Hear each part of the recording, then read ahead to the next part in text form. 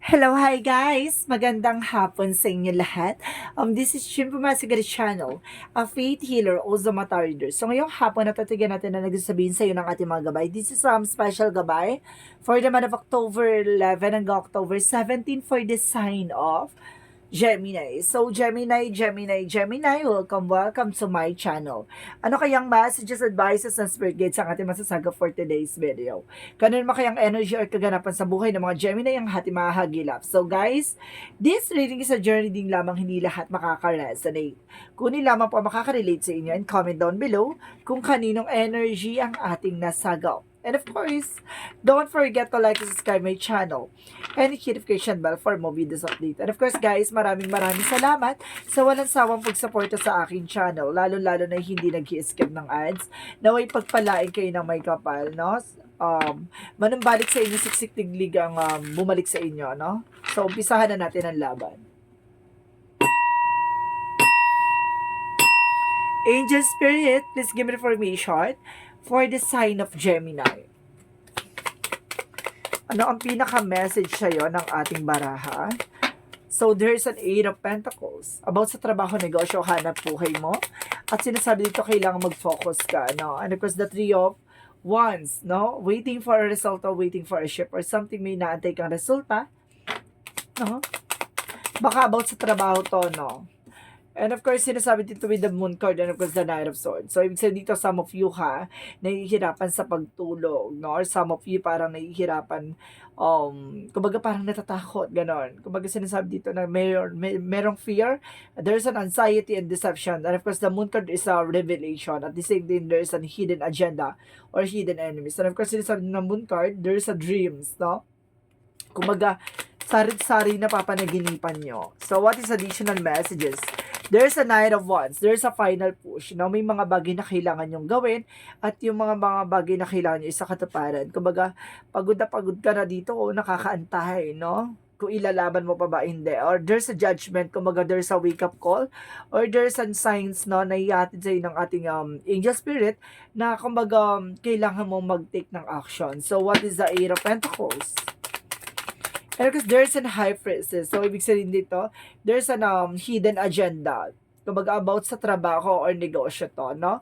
Kumbaga, meron ditong eksena. Kumbaga, meron ka ditong hindi nakikilala na buong pagkataon tong tao na to, no? Kumbaga, merong lihim, no? May inggit sa'yo.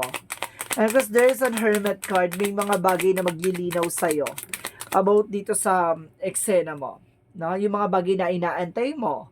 Kumbaga sinasabi sa dito, keep praying, no? Kumbaga sinasabi dito na yung mga inaantay mo ay maaari mo nang makuha. No? Kumbaga there's a trouble then. Okay, there's a trouble. Because there's a King of Wands, there's a control. Controlin mo yung emotions mo, no? At maaaring malaman mo yung mga bagay na nakatago at malalaman mo yung mga bagay na hindi mo pa nalalaman. And of course, there's an Ace of Pentacles. There's a big money or big opportunity. No? Kumbaga, some of you dito parang abot kamay mo na, no? Nga lang, nagkakaroon ka na anxiety and deception and overthinking dito. And of course, feeling paranoid, let's see. So, let's see what is the Knight of Wands. What is the Knight of Wands? What is the Knight of Wands? Knight of Wands represent the Knight of Swords. So, ibig sabihin, magiging mabilis to, eksento. There's a success driven. Kumbaga, ito yung, kumbaga, napakalapit mo na sa success, no? There's a final push. And of course, there's a higher fan, there's a lesson learned. And of course, there's a separation. Kumbaga, there's some information na kailangan mo na isata sa sarili mo laban sa mga tao, no? Kumbaga, magkaroon ka ng boundaries sa mga tao sa paligid mo na alam mo naghahatak ng negative. And of course, alam mo yan eh. Kumbaga, nararamdaman mo na may naiinggit behind your back. Kumbaga, there's some information na talagang pinapakita dito na merong naiinggit, no? At may sumusubaybay. And of course, there's the Sun card. See, magkakaroon ka ng clarity. Makikilala mo tong tao na to. What is the Three of Wands? There's a Temperance. There's a perfect timing and divine intervention. May mga paalala sa iyo yung mga divine na you need always praying, no? Para at least makabuo ka ng pondo at devotion para at least hindi ka napapasukan ng negativity. At the same time, para at least, kumbaga, males yung negative involvement sa'yo. Kumbaga, um, minsan inaalat ka o inoolat ka or minamalas ka. So, sinasabi dito na kailangan nyo magdasal everyday. At the same time, kailangan nyo mag-cleansing, di ba? Para matulungan nyo rin yung sarili nyo with the full card. Kumbaga, there's a new beginning coming in for you. May bagong eksena dito at may bagong simula. At sinasabi dito na huwag ka daw nagtitiwala, no? Ng lubos-lubos ng mga tao sa paligid mo. And because there's an Empress card. Okay, there's a revert, no? Kumbaga, there's a revert pagdating sa finances. Kumbaga, sinasabi dito, mukhang, kumbaga, na-stress ka this past few months, no? Na-stress ka. Sinasabi sa'yo dito na, kung kaakibat ng stress mo ay swerte na papasok na naman sa buhay mo. What is the Knight of Wands and the Knight of Swords? There's a Chariot card. Actions, no? You need to take an action for this. Na napakalapit mo na sa success. Push mo lang ng push yung eksena. So, what is the Judgment and the Hierophant? No? Wag kang mapapahagod, no? Dumaban, laban lang ng laban. And the Five of Wands, no? Ito yung kailangan mo yung i-release or kailangan mo mag-set ng boundaries, yung nagbibigay ng complication sa'yo or there's a disagreement or something, no? Kumbaga nainggit or nagkaroon ng pagtatalo or something, no? Kumbaga may taong nagbibigay sa'yo ng problema, no? Nagpabigat sa'yo. Kumbaga matuto kang dumistansya sa kanila, no? So what is the outcome? May competitor dito. See, there's a Seven of Swords, there's a sneakiness. There's a sneakiness dito. At the same time, there's a cheating, lying on you. Parang ganun. At the same time, there's a death card. Kumbaga, there's an ending and a new beginning. Or some of you guys, may kagagawan din to sa may yumao kayong mahal sa buhay na may kagagawan din tong tao na to. See, the Queen of Swords. Abot tanaw. Alam nyo na yung parang there's an involvement, no? Kumbaga parang nalaman mo na mayroon siyang involved sa inyo. And of course, there's a Page of Pentacles, there's a manifestation. May mga bagay na ma-manifest kayo dito. May mga bagay na may isa sa katuparan na kayo dito. So, what is the Love Oracle card? And of course, there's an addiction. Some of you has block. See? Meron nagbablock sa inyo dito ng good energy. Kumbaga, pinubuo kayo ng negativity, baka sa tahanan nyo, ginawa kayo ng negativity, or sa trabaho nyo, kaya puno-puno kayo ng kamalasan, and of course, parang kaulats, and of course, parang inaalat kayo, and of course, there's a healing heart, no? Kumbaga, freedom from toxicities. Kailangan nyo na makalaya sa toxic, no? Toxic friend, toxic workers, toxic family, or toxic friends, or toxic environment. And of course, there's a hand with a card. So, big sabihin dito, take chance and risk, no? Kailangan yung, isugal yung laban na to, no? Wag mo ipapakita sa kanila kung ano yung hawak mo. Kung ano yung, kumbaga yung halaalas mo, no? So, what is additional messages for this energy? And because there's a strength card, no? Ibig sabihin dito, kumbaga palakasin ng loob, no? Alisin ng takot at pangamba. Kasi yun yung magbibigay din ng blockages. And of course, there's a study. Kailangan mong aralin, no? Matutunan yung mga bagay-bagay sa paligid mo. There's a awakening. Kailangan mo ng magdesisyon, or there's a decision nga. There's a decision, kailangan mo na magdesisyon na awakening, no? Mamulat, no? Sa mga nangyayari sa paligid mo na hindi na siya normal. Parang ganon. And of course, there's sinabi-sabi sa'yo dito, there's Leo, Aries, Sagittarius for your chart, no? Meron ditong kinalaman ng Aries, Leo, Sagittarius, or some of you parang baka may relationship ka na or as a jowa partner na fire sign. So, what is the chakra? So, what is the chakra? And because there's a completion. See, meron talaga ditong yumao. Meron talaga ditong ginawa ng hindi maganda at nabawasan kayo sa pamilya. See, completion, no? At see, nakikita nyo yan, parang may yumao. Diba, nakita nyo? Huwag nyo hayaan huli na ang lahat. Diba, parang ganon. There's a rejection, no? Kailangan yung nire-reject yung mga tao sa paligid mo. Kumbaga, binubuyo ka nito, ginagawang ka ng para magawa, kumbaga meron dito mga brainwash or something. And because there's a perfection. Kumbaga sinasabi dito na pansinin mo yung mga bagay na sa paligid mo, no? What is additional messages? There's a trouble. No? May trouble ka talaga dito. And of course, there's a fire opal with confident. Kailangan mo magkaroon ng confidence sa sarili mo. At the same time, there's a mother healing. Kailangan nyo ng healing of course, no? So, what is additional messages? What is additional messages? And of course, guys, there's longing of home, homesick for the star. Ibig sabihin dito, para some of you ha, parang nalayo sa mahal sa buhay. No? At kailangan nyo, kumbaga mayroon ditong uuwi or meron ditong aalis, no? At of course, sinasabi dito, there's you're not alone. Hindi ka nag-iisa. You're feeling isolation. Feeling mo mag-isa ka. Feeling mo wala kang karamay. Gano'n. Kumbaga sinasabi sa'yo dito na magdasal ka. Surrender mo lahat kay God. And of course, there's an earth school. There's a life lesson. Kumbaga, higher learning. Kumbaga, pinapataas lang yung knowledge mo dito ng ating mga angel spirit, ng ating Panginoon. Kumbaga, lahat ng mga bagay na matututunan mo sa buhay mo, kailangan nina-apply mo. No? At talagang hindi mo kinakalimutan lahat na nangyayari sa buhay mo. Kumbaga, maging lesson sa'yo lahat ng to. Kumbaga, naway hindi maulit ang mangyari. Yung mga bagay na to. Kumbaga, gano'n. Kumbaga, kailangan mo nang matuto sa lahat na nangyayari sa paligid mo. A time to give rather than take, no? Mas maganda yung ikaw yung nagbibigay ng panahon at oras kaysa ikaw yung humihingi ng oras at panahon, no? And kasi hold your vision, panghawakan mo kung ano yung pumasok sa intuitions mo and of course, yung kung ano yung nasa isip mo, no? Yung conclusions mo, no? And of course, there's an adjustment are required. Kailangan mo mag-adjust din at the same time. So, what is the energy? What is this energy? There's a man holding a heart.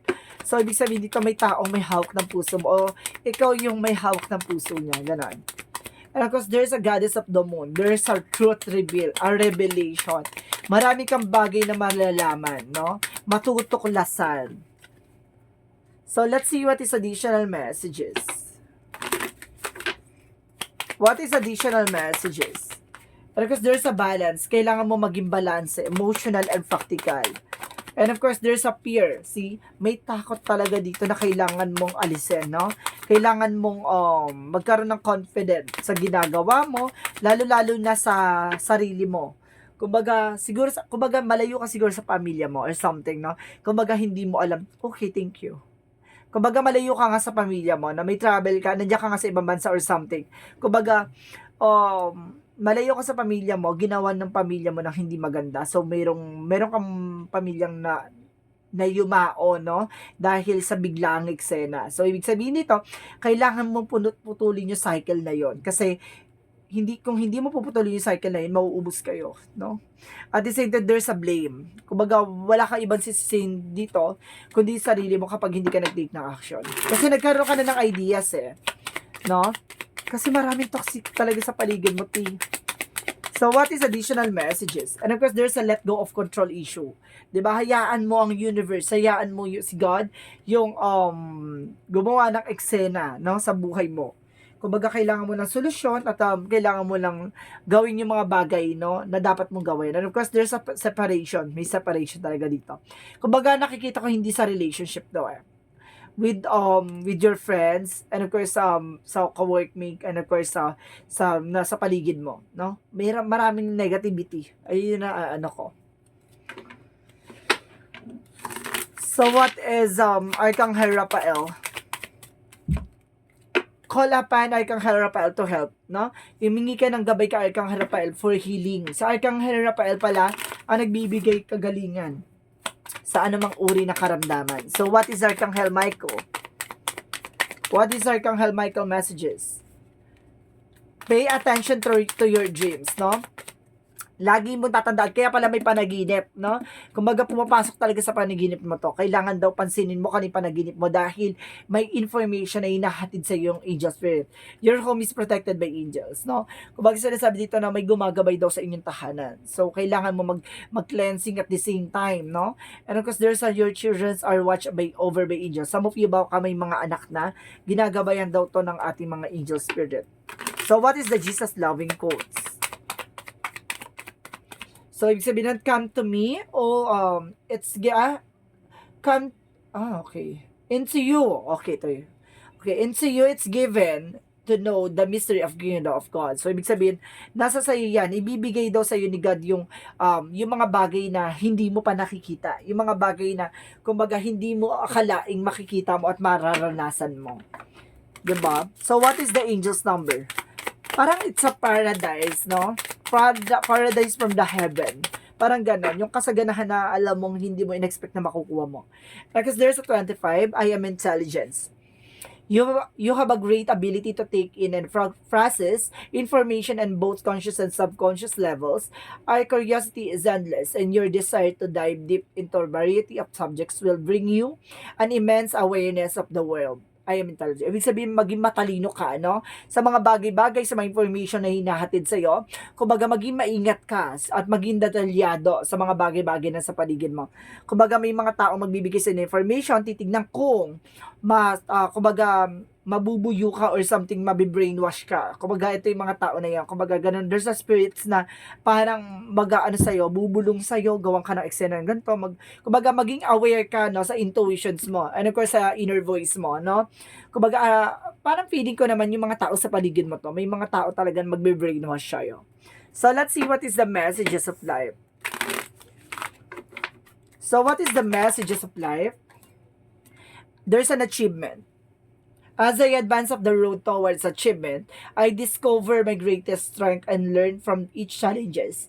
I believe in my truest potential. Today, I have faith in my abilities and myself. I move forward towards the fulfillment of my vision. I reach my objectives. I am courageous.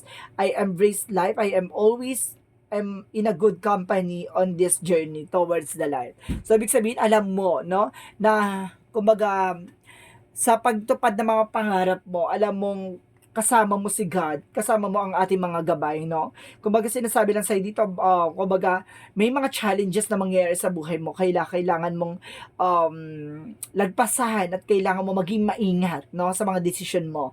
May mga tao sa paligid mo na susubukan ka hilahin pababa at may mga tao susubukan kang gawa ng eksena at gawa ng masama, pero kailangan mong magpatuloy sa hamon ng buhay. So guys, this reading as a special gabay for the month of October 11 hanggang October 17 for the sign of Gemini. This reading is a reading lamang, hindi lahat makaka-resonate. Kung lamang po makaka-relate sa inyo, comment down below kung kaninong energy ang ating nasagap. And of course guys, maraming salamat sa walang sawang pagsuporta sa aking channel. Lalo na hindi nag-i-skip ng ads na way pagpalain kayo ng may kapal. Just na ang magbabalik sa inyo ng siksik-liglig na uumapaw, no? Na biyaya. Maraming salamat po sa inyo lahat. And of course, don't forget to comment down below your full name, birthday, and of course location nyo kung asa man kayo ngayon para sa susunod na reading natin. Baka energy mo na at baka ganapan sa buhay mo na ang mahagilap ng ating mga gabay. Maraming salamat and see you in the next video. Bye-bye and babush!